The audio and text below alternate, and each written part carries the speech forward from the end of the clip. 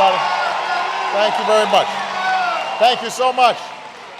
Well, good afternoon, everybody.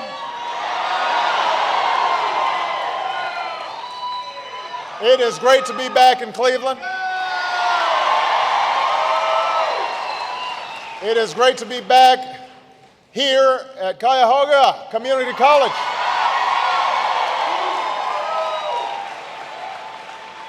I want to first of all thank Angela for her introduction and sharing her story. I know her daughter is very proud of her. I know her daughter's here today, so give her a big round of applause.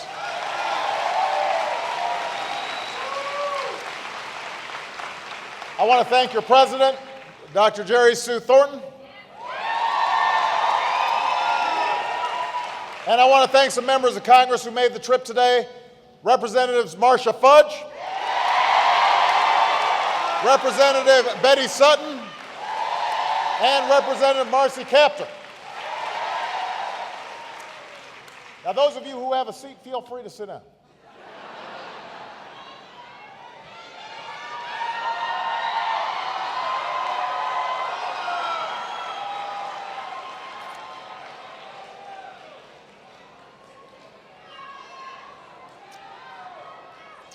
So,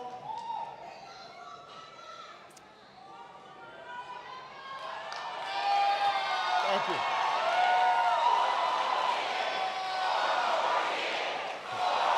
Thank you. So, Ohio, over the next 5 months, this election will take many twists and many turns. Polls will go up and polls will go down.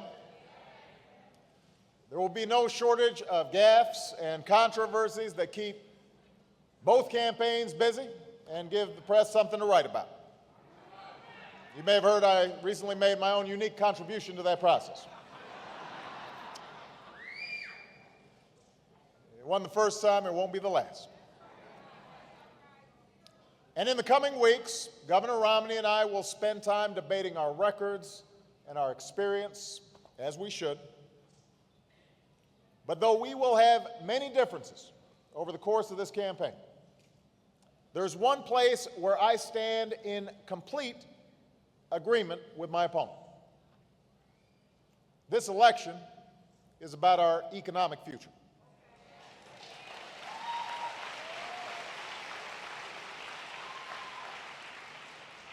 Yes, foreign policy matters. Social issues matter.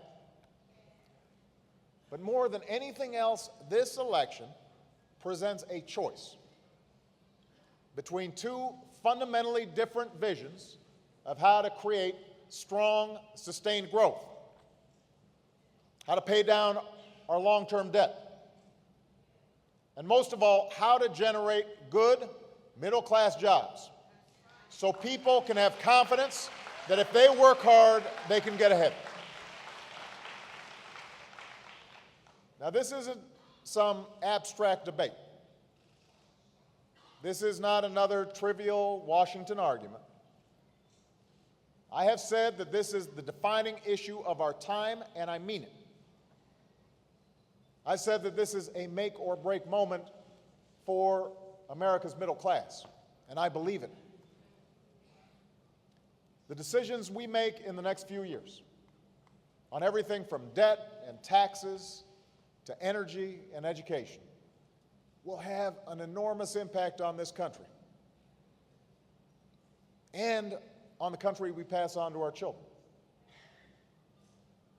Now, these challenges are not new. We've been wrestling with these issues for a long time. The problems we're facing right now have been more than a decade in the making. And what is holding us back is not a lack of big ideas. It isn't a matter of finding the right technical solution. Both parties have laid out their policies on the table for all to see. What's holding us back is a stalemate in Washington between two fundamentally different views of which direction America should take. And this election is your chance to break that stalemate.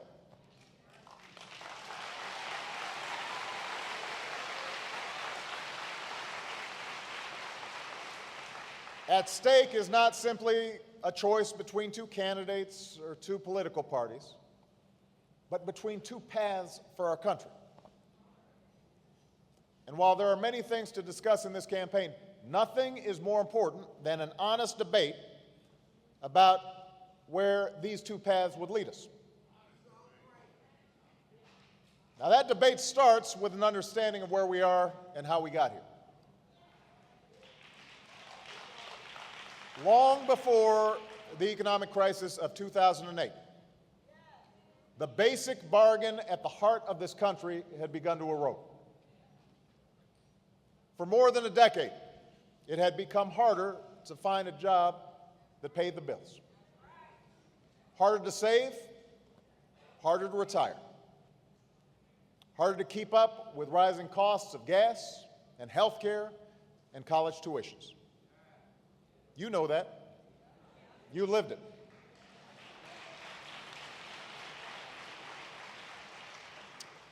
During that decade, there was a specific theory in Washington about how to meet this challenge. We were told that huge tax cuts, especially for the wealthiest Americans, would lead to faster job growth.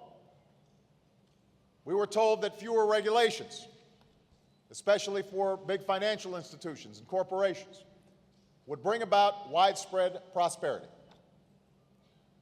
We were told that it was okay to put two wars on the nation's credit card, that tax cuts would create enough growth to pay for themselves. That's what we were told. So how did this economic theory work out?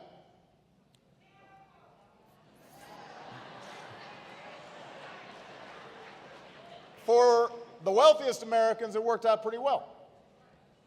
Over the last few decades, the income of the top 1% grew by more than 275% to an average of $1.3 million a year. Big financial institutions, corporations saw their profits soar. But prosperity never trickled down to the middle class.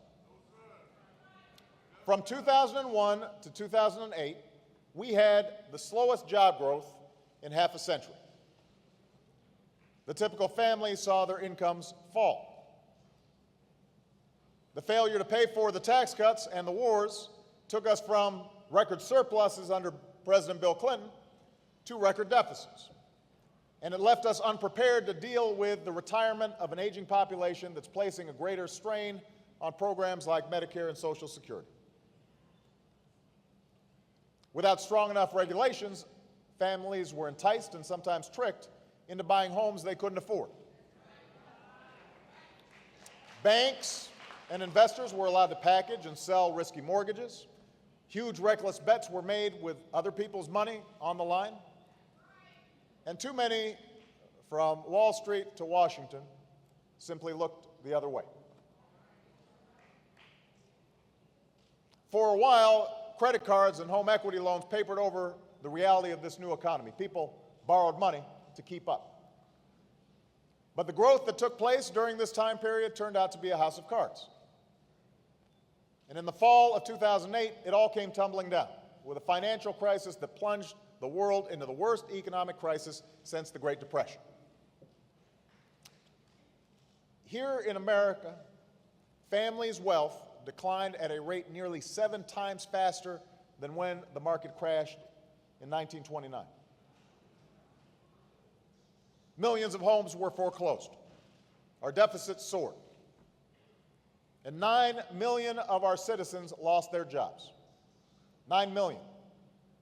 Hardworking Americans who had met their responsibilities but were forced to pay for the irresponsibility of others. In other words, this was not your normal recession. Throughout history, it has typically taken countries up to 10 years to recover from financial crises of this magnitude. Today, the economies of many European countries still aren't growing. and their unemployment rate averages around 11%. But here in the United States, Americans showed their grit and showed their determination. We acted fast. Our economy started growing again 6 months after I took office, and it has continued to grow for the last 3 years.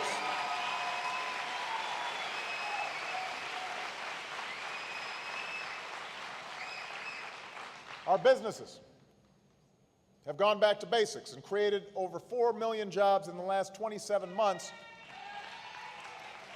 more private sector jobs than were created during the entire 7 years before this crisis, in a little over 2 years.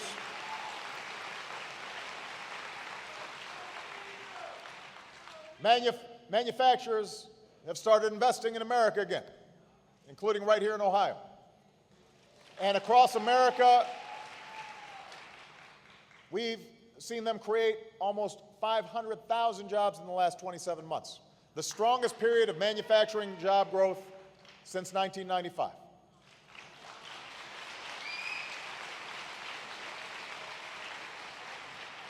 And when my opponents and others were arguing that we should let Detroit go bankrupt, we made a bet on American workers and the ingenuity of American companies, and today our auto industry is back on top of the world.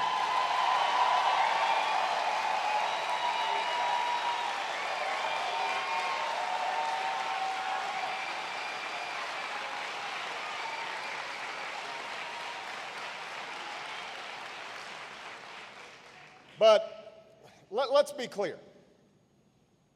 Not only are we digging out of a hole that is 9 million jobs deep, we're digging out from an entire decade where 6 million manufacturing jobs left our shores, where costs rose but incomes and wages didn't, and where the middle class fell further and further behind. So recovering from the crisis of 2008 has always been the first and most urgent order of business, but it's not enough.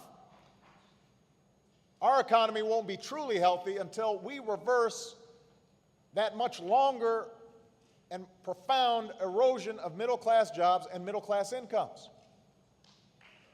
So the debate in this election is not about whether we need to grow faster or whether we need to create more jobs, or whether we need to pay down our debt. Of course the economy isn't where it needs to be. Of course we have a lot more work to do. Everybody knows that. The debate in this election is about how we grow faster, and how we create more jobs, and how we pay down our debt. That's the question facing the American voter.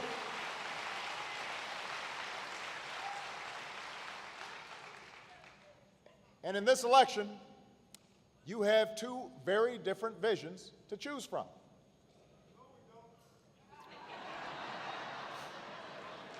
Now,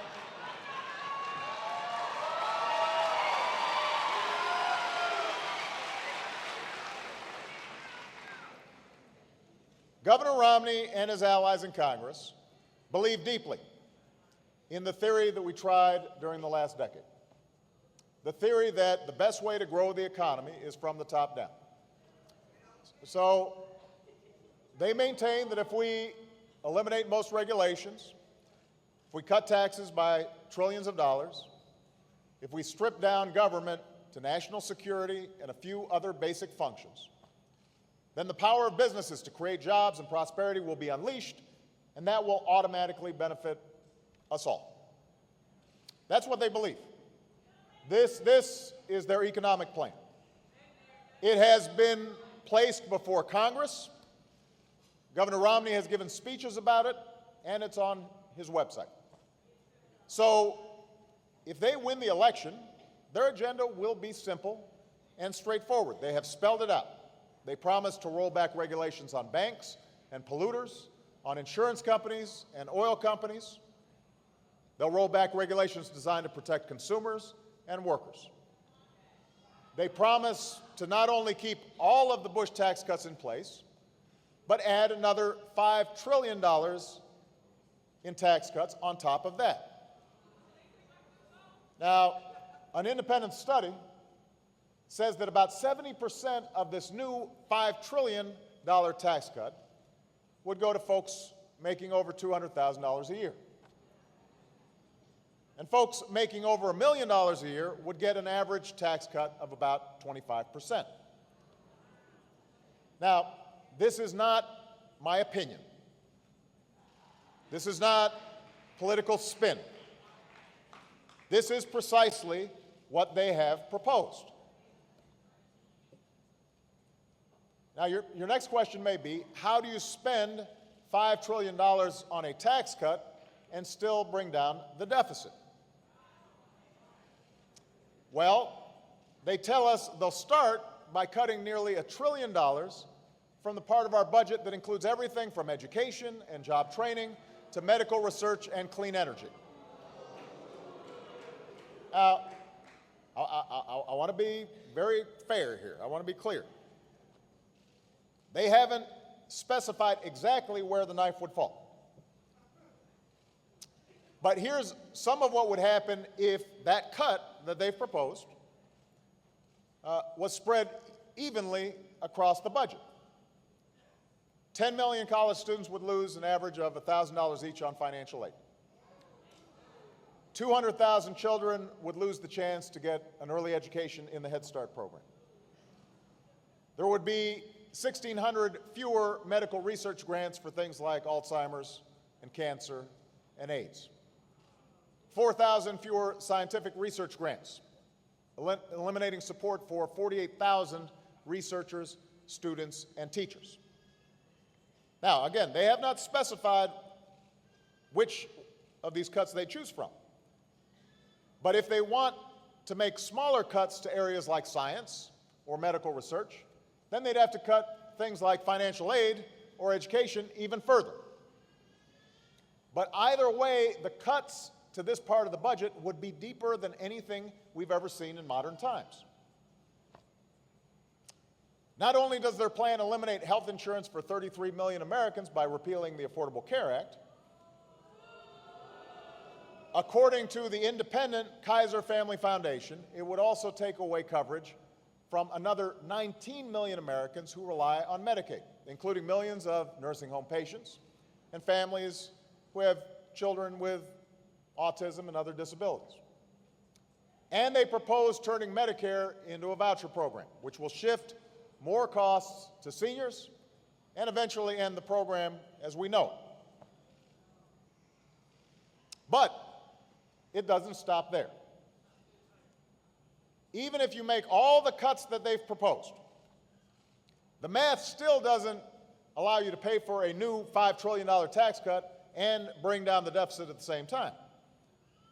So Mr. Romney and his allies have told us we can get the rest of the way there by reforming the tax code and taking away certain tax breaks and deductions that, again, they haven't specified. They haven't named them, but they said we can do it.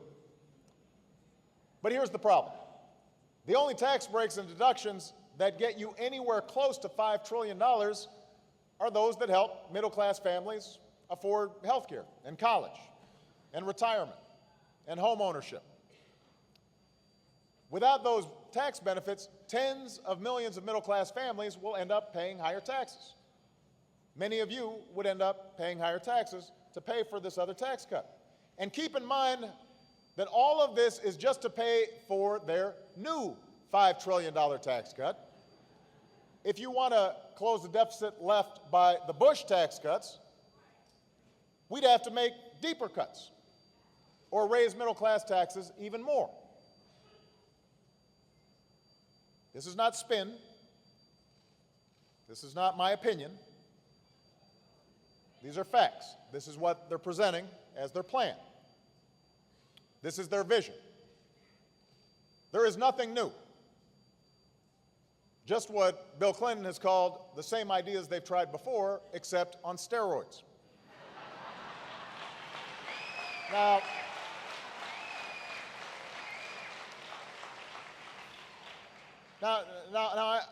I understand I've got a lot of supporters here, but I want to speak to everybody who's watching who may not be a supporter, may be undecided, or thinking about voting the other way. If you agree with the approach I just described, if you want to give the policies of the last decade another try, then you should vote for Mr. Romney. Now, like I said, I know I've got supporters here. No, you should vote for his allies in Congress. You should take them at their word, and they will take America down this path. And Mr. Romney is qualified to deliver on that plan. No, he is.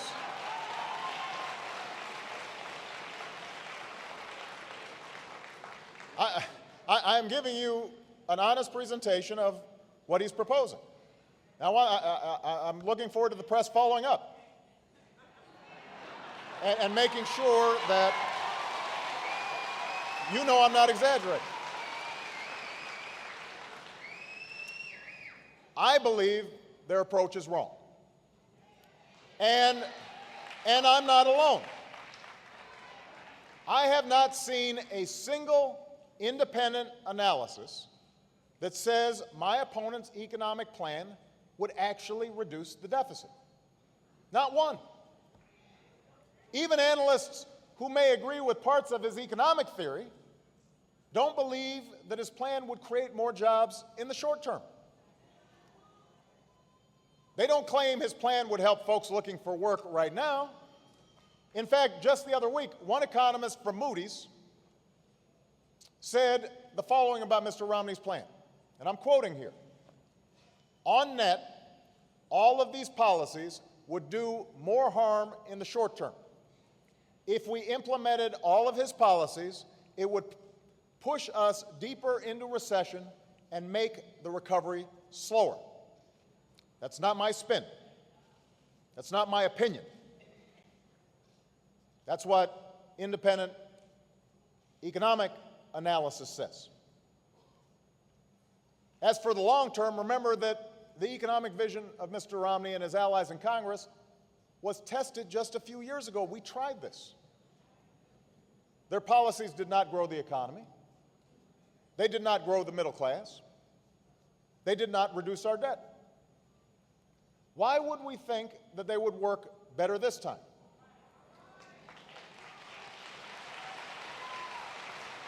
We can't afford to jeopardize our future by repeating the mistakes of the past. Not now, not when there's so much at stake.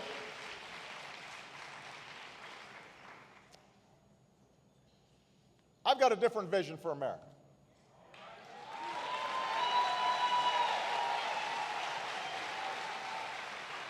I believe that you can't bring down the debt without a strong and growing economy. And I believe you can't have a strong and growing economy without a strong and growing middle class.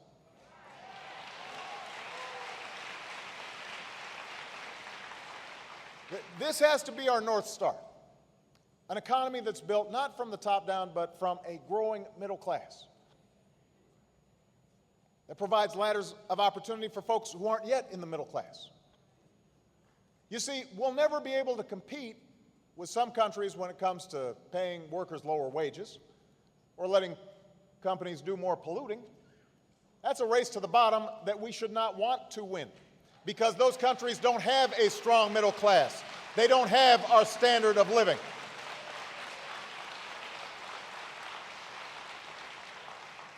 The race I want us to win, the race I know we can win, is a race to the top. I see an America with the best educated, best trained workers in the world, an America with a commitment to research and development that is second to none, especially when it comes to new sources of energy and high-tech manufacturing. I see a country that offers businesses the fastest, most reliable transportation and communication systems of anywhere on earth. I see a future where we pay down our deficit in a way that is balanced. Not by placing the entire burden on the middle class and the poor, but by cutting out programs we can't afford and asking the wealthiest Americans to contribute their fair share.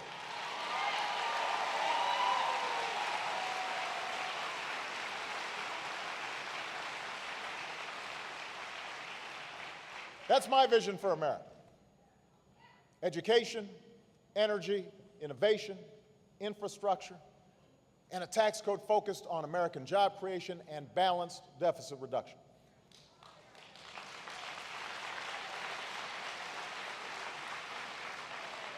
This is the vision behind the jobs plan I sent Congress back in September. A bill filled with bipartisan ideas that, according to independent economists, would create up to 1 million additional jobs if passed today.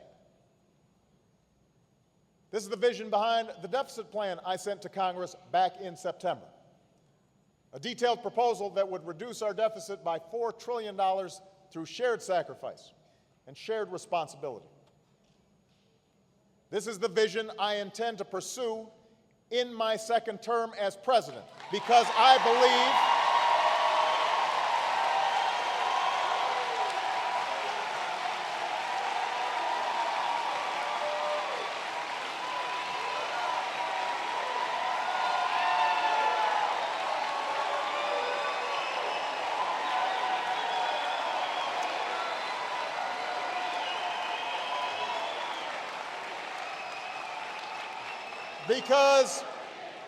because I believe if we do these things,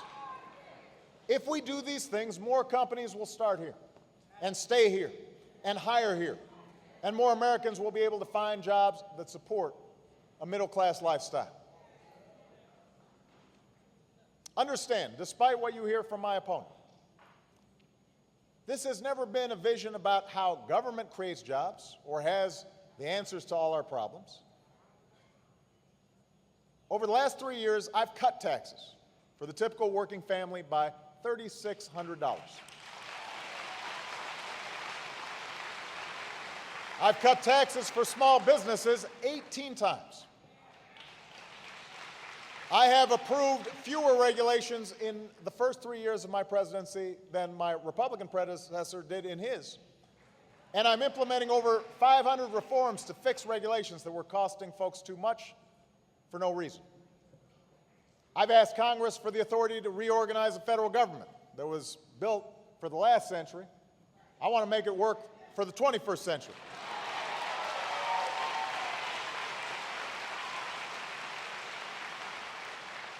A federal government that is leaner and more efficient and more responsive to the American people. I've signed a law that cuts spending and reduces our deficit by $2 trillion. My own deficit plan would strengthen Medicare and Medicaid for the long haul by slowing the growth of health care costs, not shifting them to seniors and vulnerable families.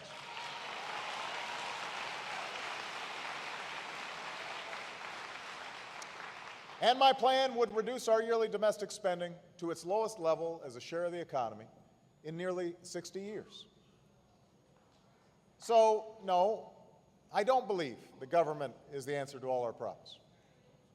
I don't believe every regulation is smart or that every tax dollar is spent wisely. I don't believe that we should be in the business of helping people who refuse to help themselves.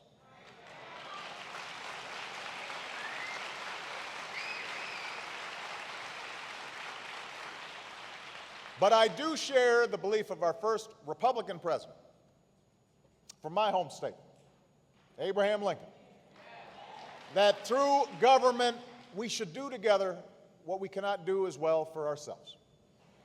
That's how we built this country, together. We constructed railroads and highways, the Hoover Dam and the Golden Gate Bridge. We did those things together. We sent my grandfather's generation to college on the GI Bill together. We instituted a minimum wage and rules that protected people's bank deposits together.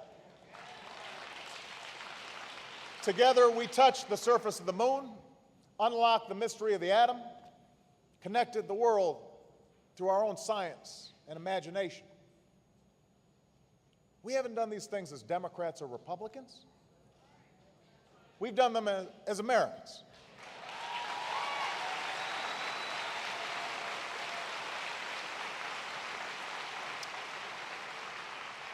As much as we might associate the GI Bill with Franklin Roosevelt or Medicare with Lyndon Johnson, it was a Republican, Lincoln, who launched the Transcontinental Railroad, the National Academy of Sciences, land-grant colleges.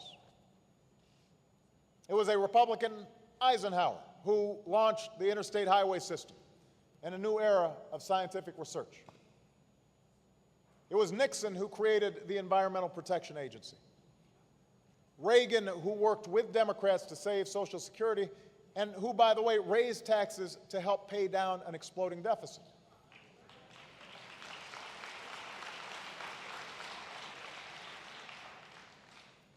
Yes, there have been fierce arguments throughout our history between both parties about the exact size and role of government. Some honest disagreements. But in the decades after World War II, there was a general consensus that the market couldn't solve all of our problems on its own, that we needed certain investments to give hardworking Americans skills they needed to get a good job, and entrepreneurs the platforms they needed to create good jobs, that we needed consumer protections that made American products safe and American markets sound. In the last century, this consensus, this shared vision, led to the strongest economic growth and the largest middle class that the world has ever known. It led to a shared prosperity.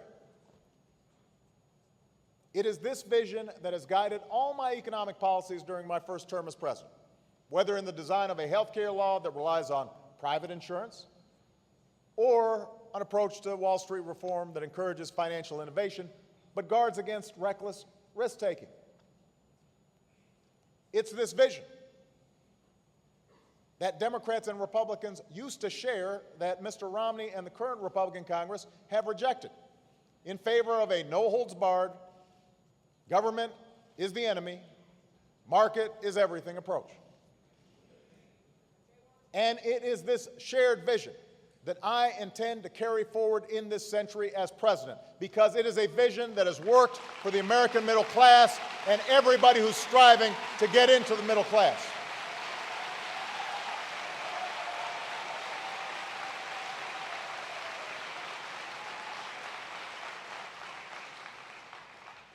Let me be more specific. Think about it. In an age where we know good jobs depend on high skills, now's not the time to scale back our commitment to education.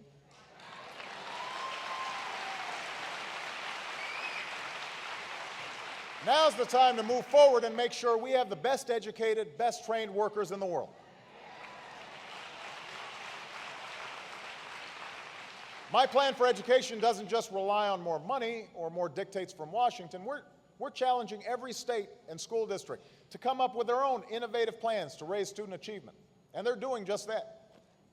I want to give schools more flexibility so that they don't have to teach to the test, and so they can remove teachers who just aren't helping our kids learn.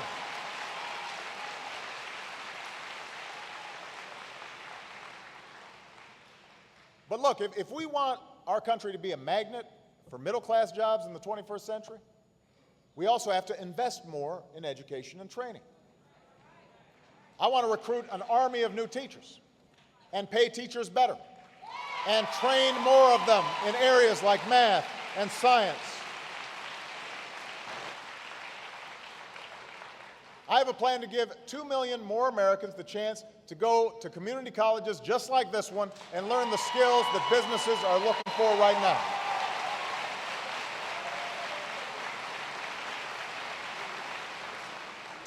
I have a plan to make it easier for people to afford a higher education that's essential in today's economy. And if we truly want to make this country a destination for talent and ingenuity from all over the world, we won't deport hardworking, responsible young immigrants who have grown up here or received advanced degrees here. We'll let them earn the chance to become American citizens so they can grow our economy and start new businesses right here instead of someplace else.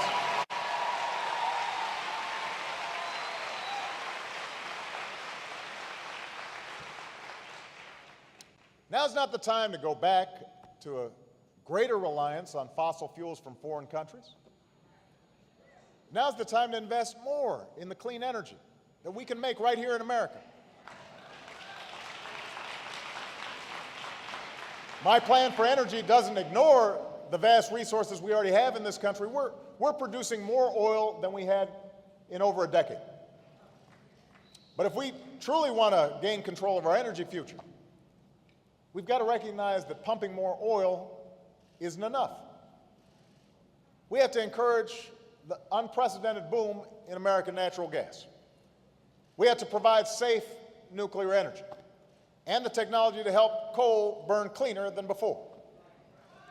We have to become the global leader in renewable energy, wind and solar, and the next generation of biofuels, in electric cars and energy-efficient buildings. So my plan would end the government subsidies to oil companies that have rarely been more profitable. Let's double down on a clean energy industry that has never been more promising. And I want to put in place a new clean energy standard that creates a market for innovation, an approach that would make clean energy the profitable kind of energy for every business in America. With growing competition from countries like China and India, now's not the time for America to walk away from research and development. Now's the time to invest even more so that the great innovations of this century take place in the United States of America, so that the next Thomas Edison, the next Wright brothers, it's happening here in Ohio or Michigan or California. My plan to encourage innovation isn't about throwing money at just any project or new idea. It's about supporting the work of our most promising scientists, our most promising researchers and entrepreneurs. My plan would make the R&D tax credit permanent, but the private sector can't do it alone, especially when it comes to basic research. It's not always profitable in the short term. And in the last century, research that we funded together through our tax dollars helped lay the foundation for the internet and GPS and Google and the countless companies and jobs that followed. The private sector came in and created these incredible companies, but we together made the initial investment to make it possible. It's given rise to miraculous cures that have reduced suffering and saved lives. This has always been America's biggest economic advantage, our science and our innovation. Why would we reverse that commitment right now when it's never been more important? At a time when we have so much deferred maintenance on our nation's infrastructure, schools that are crumbling, roads that are broken, bridges that are buckling. Now's not the time to saddle American businesses with crumbling roads and bridges. Now's the time to rebuild America.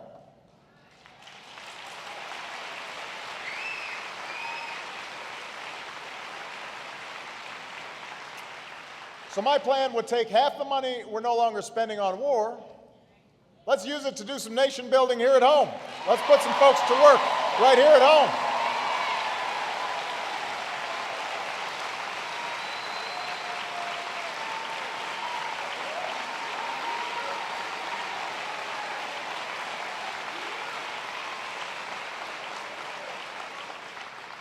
My plan would get rid of pet projects and government boondoggles and bridges to nowhere. But if we want businesses to come here and to hire here, we have to provide the highways and the runways and the ports and the broadband access, all of which move goods and products and information across the globe.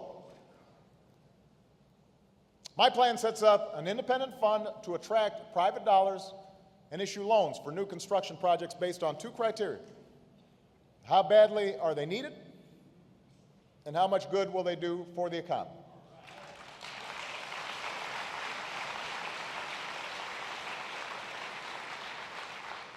And finally, I think it's time we took on our fiscal problems in an honest, balanced, responsible way. Everybody agrees that our deficits and debt are an issue that we've got to tackle. My plan to reform the tax code recognizes that government can't bring back every job that's been outsourced or every factory that's closed its doors, but we sure can stop giving tax breaks to businesses that ship jobs overseas and start rewarding companies that create jobs right here in the United States of America, in Ohio, in Cleveland, in Pennsylvania.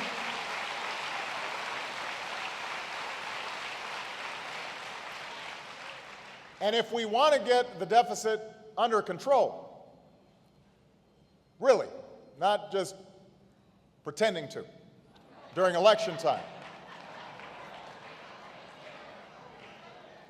not just saying you really care about it when somebody else is in charge and then you don't care when you're in charge. If you want to really do something about it, if you really want to get the deficit under control without sacrificing all the investments that I've talked about, our tax code has to ask the wealthiest Americans to pay a little bit more. Just like they did when Bill Clinton was president, just like they did when our economy created 23 million new jobs, the biggest budget surplus in history, and a lot of millionaires to boot. And here's the good news. There are plenty of patriotic, very successful Americans who'd be willing to make this contribution again.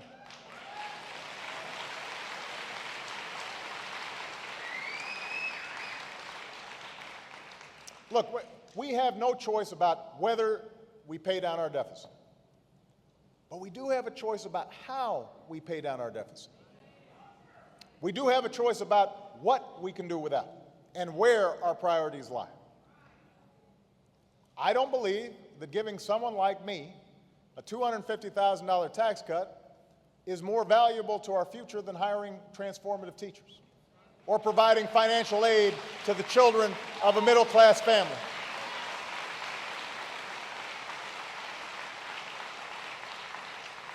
I don't believe that tax cut is more likely to create jobs than providing loans to new entrepreneurs or tax credits to small business owners who hire veterans. I don't believe it's more likely to spur economic growth than investments in clean energy technology and medical research or in new roads and bridges and runways.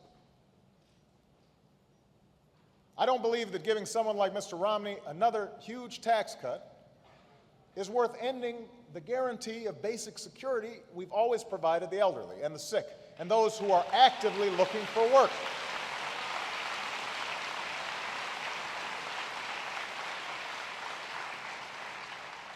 Those things don't make our economy weak. What makes our economy weak is when fewer and fewer people can afford to buy the goods and services our businesses sell. Businesses don't have customers if folks are having such a hard time. What drags us all down is an economy in which there's an ever-widening gap between a few folks who are doing extraordinarily well and a growing number of people who, no matter how hard they work, can barely make ends meet.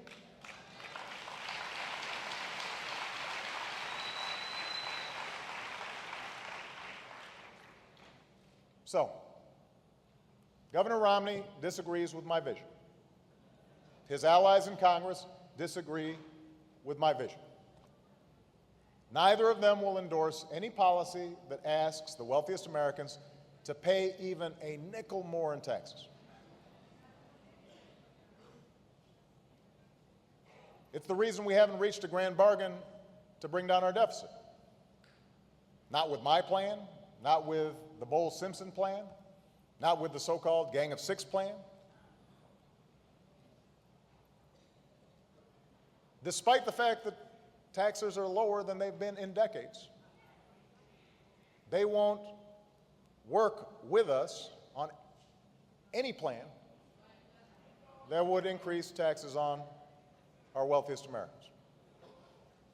It's the reason a jobs bill that would put 1 million people back to work has been voted down time and time again. It's the biggest source of gridlock in Washington today. And the only thing that can break the stalemate is you.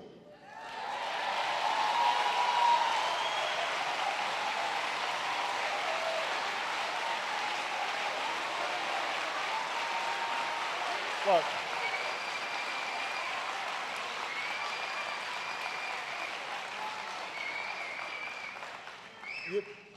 You see, in our democracy, this remarkable system of government, you, the people, have the final say.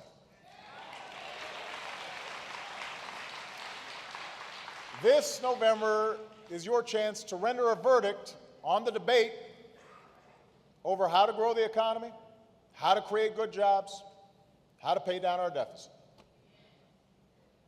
Your vote will finally determine the path that we take as a nation, not just tomorrow, but for years to come.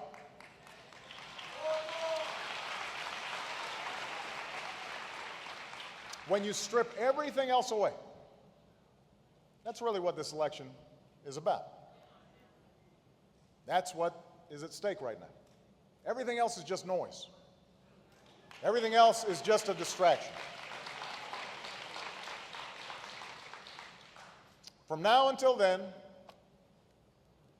both sides will spend tons of money on TV commercials. The other side will spend over $1 billion on ads that tell you the economy is bad, that it's all my fault, that I can't fix it because I think government is always the answer, or because I didn't make a lot of money in the private sector and don't understand it, or because I'm in over my head, or because I think everything and everybody is doing just fine. That's what the scary voice in the ads will say. That's what Mr. Romney will say. That's what the Republicans in Congress will say. Well, you know, that may be their plan to win the election, but it's not a plan to create jobs. It's not a plan to grow the economy. It's not a plan to pay down the debt. And it's sure not a plan to revive the middle class and secure our future. I think you deserve better than that.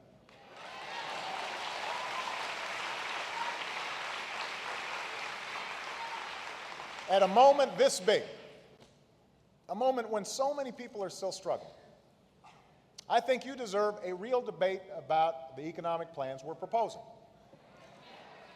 Governor Romney and the Republicans who run Congress believe that if you simply take away regulations and cut taxes by trillions of dollars, the market will solve all of our problems on its own. If you agree with that, you should vote for them. And I promise you, they will take us in that direction. I believe we need a plan for better education and training, and for energy independence, and for new research and innovation, for rebuilding our infrastructure, for a tax code that creates jobs in America and pays down our debt in a way that's balanced. I have that plan, they don't. And if you agree with me, if you believe this economy grows best when everybody gets a fair shot, and everybody does their fair share, and everybody plays by the same set of rules, then I ask you to stand with me for a second term as president.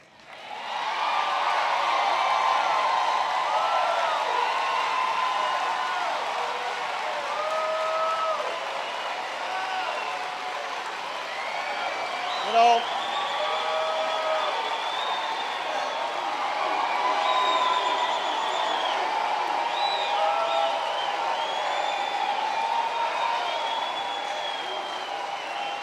in fact, I'll take it a step further. I ask you vote for anyone else, whether they're Democrats, Independents, or Republicans, who share your view about how America should grow. I will work with anyone of any party who believes that we're in this together, who believes that we rise or fall as one nation and as one people. Because I'm convinced that there are actually a lot of Republicans out there who may not agree with every one of my policies, but who still believe in a balanced, responsible approach to economic growth, and who remember the lessons of our history, and who don't like the direction their leaders are taking them. And let me leave you with one last thought. As you consider your choice in November,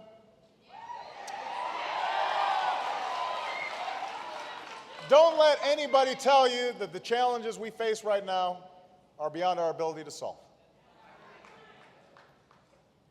You know, it's hard not to get cynical when times are tough. And I'm reminded every day of just how tough things are for too many Americans. Every day I hear from folks who are out of work or have lost their home. Across this country, I meet people who are struggling to pay their bills, or older workers worried about retirement, or young people who are underemployed and burdened with debt. I hear their voices when I wake up in the morning, and those voices ring in my head when I lay down to sleep. And in those voices, I hear the echo of my own family's struggles as I was growing up, and Michelle's family struggles when she was growing up, and the fears and the dashed hopes that our parents and grandparents had to confront. But you know what? In those voices, I also hear a stubborn hope and a fierce pride and a determination to overcome whatever challenges we face.